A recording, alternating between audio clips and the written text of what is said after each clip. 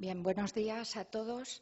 Y ante todo quería dar las gracias a este congreso por haber aceptado esta comunicación que me está permitiendo compartir con todos ustedes, amigos y nuevos conocidos, estas jornadas que por lo menos para mí están siendo muy interesantes. Bien, la Mostra Internazionale di Archeologia, con la sección española, que está representada con este cartel de estética modernista que tienen en pantalla, se va a inaugurar el 8 de abril de 1911 en las termas de Diocleciano. Antes de presentar brevemente algunos de sus contenidos, es conveniente vislumbrar ciertas pinceladas del contexto de nuestro país. Y en este sentido, y como bien sabemos, la educación, la ciencia, la apertura al exterior serán para un nutrido grupo de intelectuales, tanto en Madrid como en Barcelona principalmente, los únicos motores que pueden hacer salir definitivamente al país de ese letargo para intentar situar a España en el entorno europeo. Precisamente esta muestra va a formar parte de esta filosofía, de ese deseo de internacionalización, y que va a estar este deseo de internacionalización confirmado, constatado principalmente por dos instituciones arraigadas en estas dos ciudades, Madrid y Barcelona. Son la Junta para Ampliación de Estudios, la JAE, y el Institut d'Estudis Catalans, el IEC.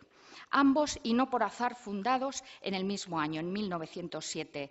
La JAE se crea en ese ambiente social donde eran muchos los que sentían como una necesidad la creación de una institución que fomentase la investigación. Simplemente para constatar esta filosofía les traigo aquí las palabras de Santiago Ramón y Cajal, presidente de la JAE, y extraídas de sus memorias.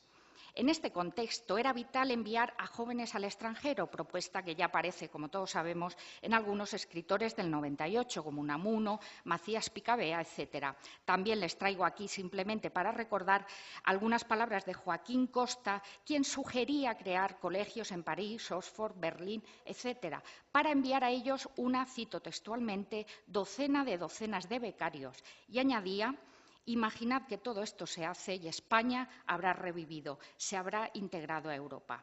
La constatación de este espíritu del IEC y de la JAE, que van de la mano a la hora de integrar la cultura y la ciencia en esa Europa que florecía, se va a reflejar en dos propuestas. Primero, la creación en 1910 de la Escuela Española de Historia y Arqueología y, en segundo lugar, la exposición organizada en las termas de Diocleciano, de la que vamos a hablar, y que precisamente fue la primera actividad internacional de esa incipiente Escuela Española de Roma.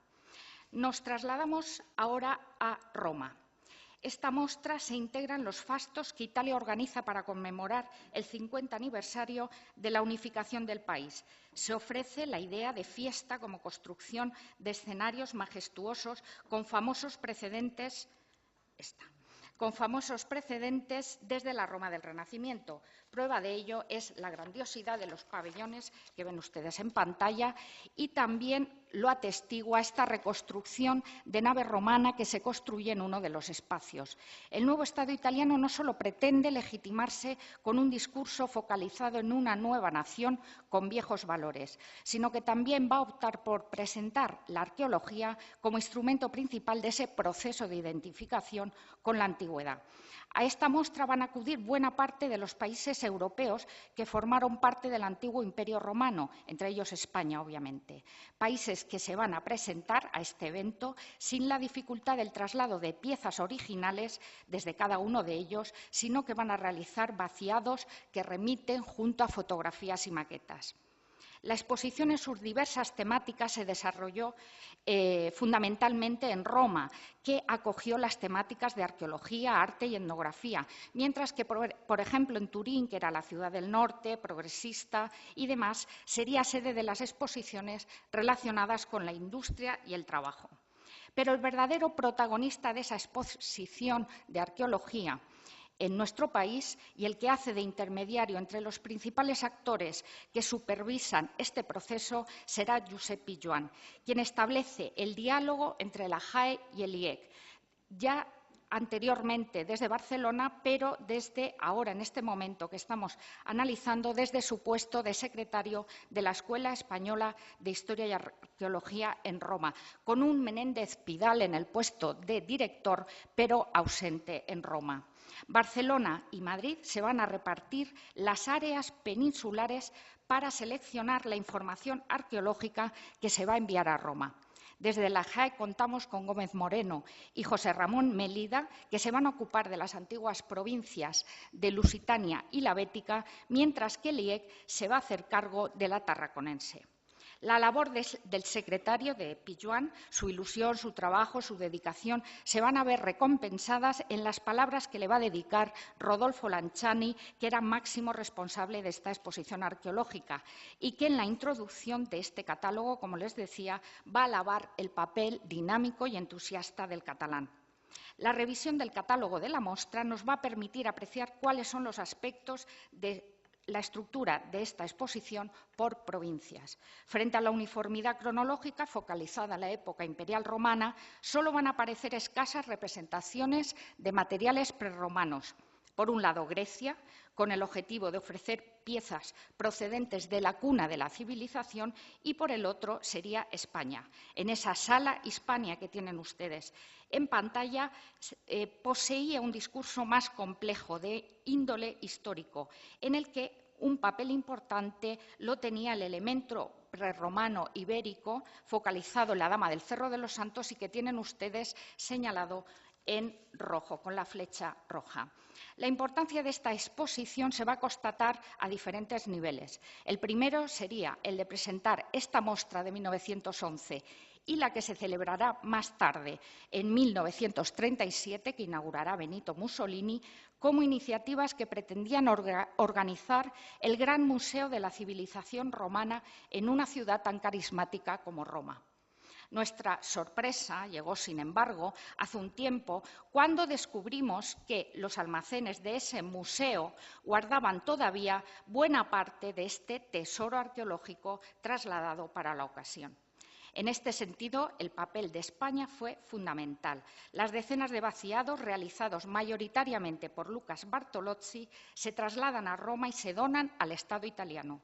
Hoy se encuentran depositados en el Museo de la Civiltà Romana, ubicado en el conocido barrio del Eur, diseñado en época de Mussolini y que fue inaugurado este museo en el año 1955. Nuestro objetivo, en líneas generales, persigue recuperar la memoria estratigráfica de esta exposición. Es decir, nos interesa la parte arqueológica, pero también, obviamente, el contexto contemporáneo en el que se realiza la selección arqueológica.